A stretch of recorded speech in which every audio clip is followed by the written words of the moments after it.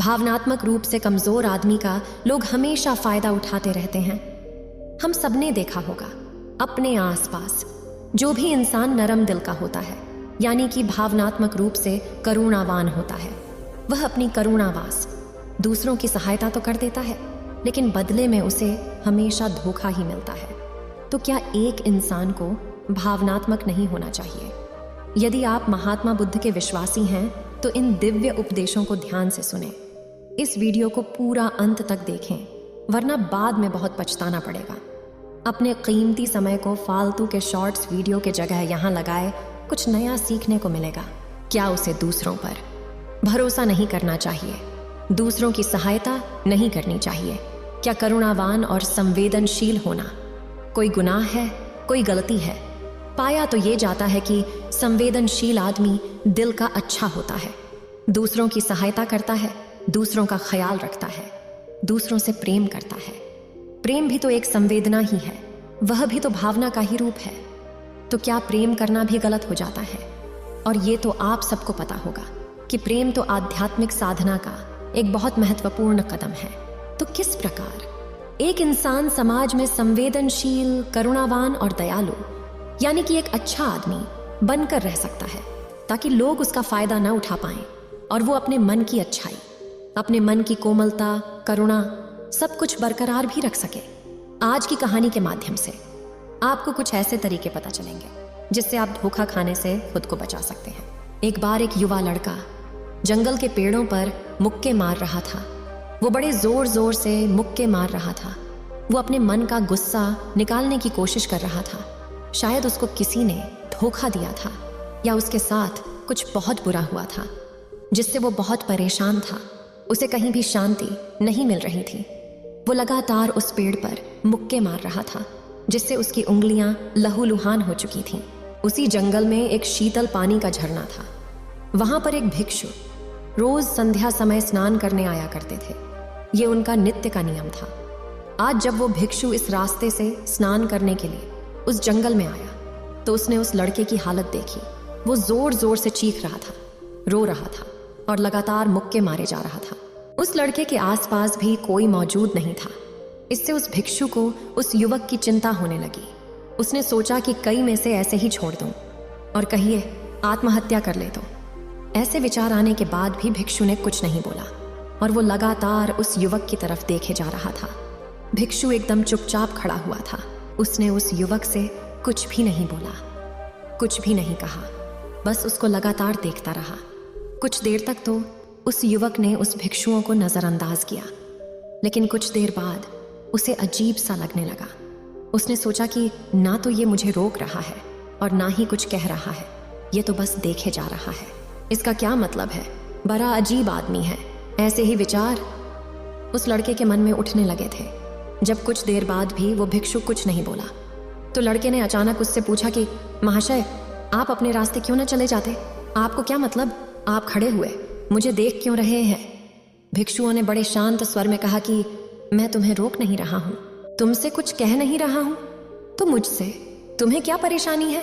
मेरी ही तरह ये पेड़ पौधे, ये पक्षी, ये सब तो तुम्हें देख ही रहे हैं। जब इनसे तुम्हें कोई परेशानी नहीं है तो मुझसे क्यों परेशानी है?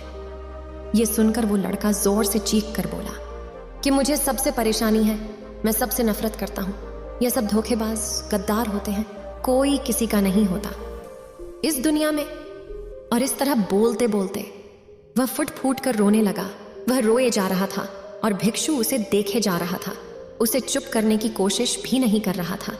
यह बात उस लड़के को ज्यादा अजीब लगी। अब रोना छोड़कर उस लड़के ने सीधे खड़े होकर उस भिक्षु से कहा, बड़ी अजीब आदमी है आप। यहाँ आपके सामने कोई इंसान रो रहा है, दुखी है, परेशान है, और आप उसे चुप नहीं करा सकते। आपके मन में बिल्कुल भी संवेदना नहीं है।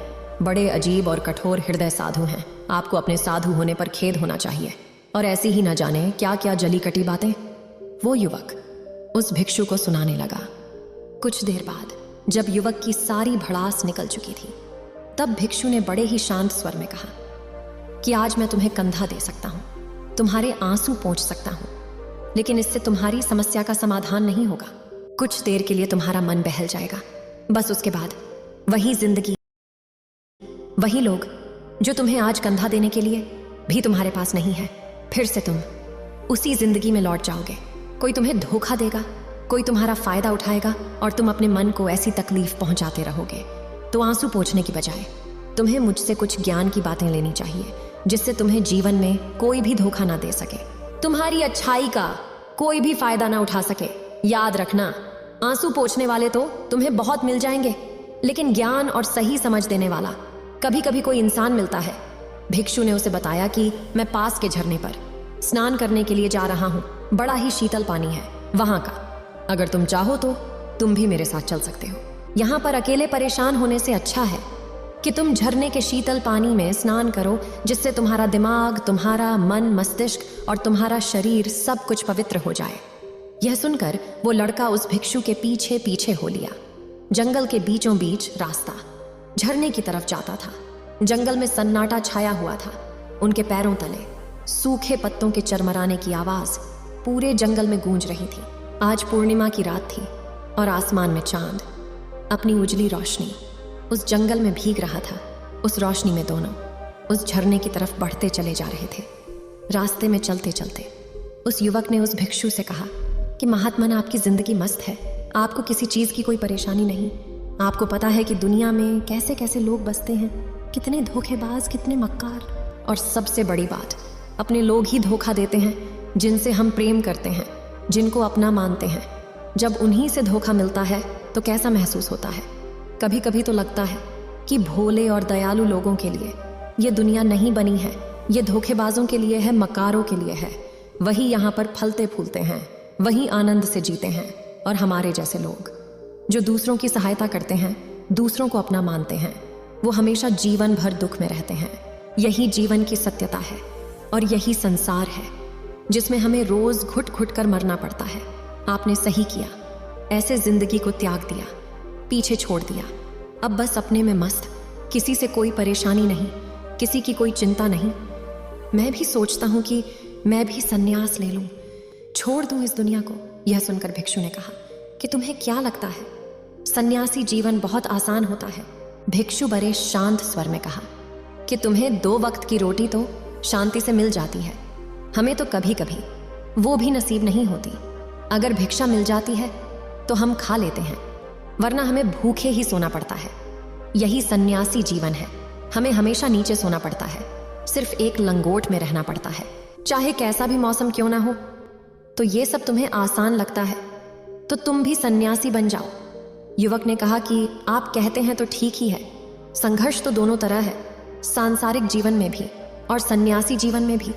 वैसे सांसारिक जीवन भी अच्छा है, लेकिन तब तक जब तक घर परिवार में सुख शांति बनी रहे, हमें धोखा ना मिले, हमारे लोग हमारा फायदा ना उठाएं, हमसे झूठ ना बोले, हमें धोखा ना दे, तब तो जीने का आनंद होता है, वरना तो जीवन नर्क हो जाता है।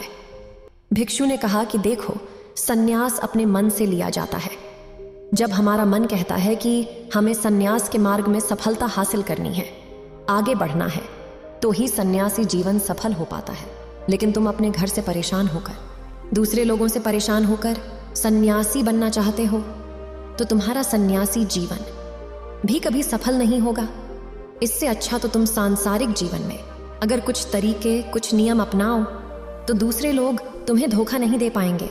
सबसे पहले तो ये समझो कि धोखा उन्हें ही मिलता है जो भावनात्मक रूप से कमजोर होते हैं, जिनका दिल जल्दी पिघल जाता है, जो दूसरों को दुख में नहीं देख पाते।